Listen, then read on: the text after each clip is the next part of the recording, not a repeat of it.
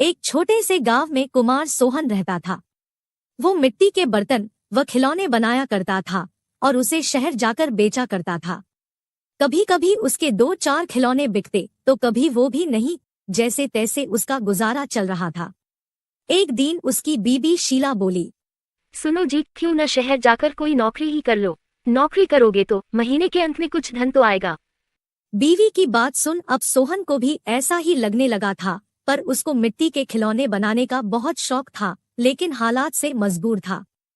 बात तो तुम सही कह रही हो, पर कैसे उस हुनर को छोड़ दूं जिसका नमक हम लोग अब तक खाते आए हैं।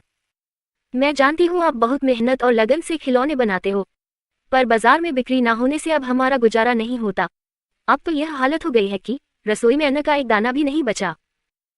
ठीक है, मैं कल सुबह ही शहर जाकर कोई न कोई नौकरी तलाश करता हूँ। अगले दिन वो शहर के लिए रवाना हो गया और एक व्यापारी के पास वह नौकरी करने लगा।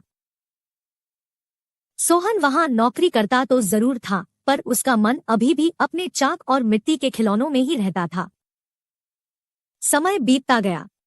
एक दिन शहर में जहां वह काम करता था, उस मालिक के घर पर उसके बेटे निखिल का जन्मदिन था। सब महंगे महंगे तोहफे लेकर आए। सोहन ने सोचा, क्यों ना मैं मिट्टी का खिलौना बनाऊं और बच्चे के लिए लेकर जाऊं, वैसे भी हम गरीबों का तोहफा कौन देखता है। यह सोचकर वह मिट्टी का खिलौना बनाया और बनाकर जन्मदिन पर ले गया। जब दावत खत्म हुई तो निखिल की नजर उस मिट्टी के खिलौने पर पड़ी। उसे वो हाथ में उठा लिया और खुश होकर और भी बच्चों को दिखाने लगा। खिलौना सभी बच्चों को बहुत पसंद आया और जिद करने लगे कि उनको भी वैसा ही खिलौना चाहिए।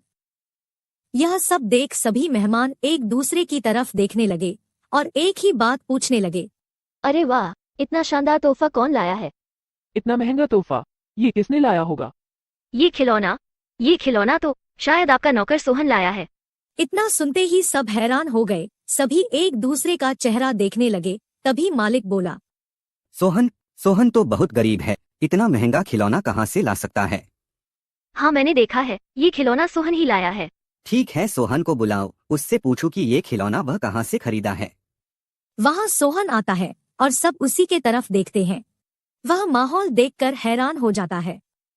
मुझसे क्या गलती हुई, सब मुझे ही घूर रहे हैं। शायद मेरा खिलौना निखिल को पसंद नहीं आया होगा और बच्चों के सामने वो अपमानित होगा। कोई बात नहीं, मैं माफी मांग लूंगा। मालिक, क्या आपने मुझे बुलाया? हाँ सोहन, क्या यह खिलौना तुमने दिया है?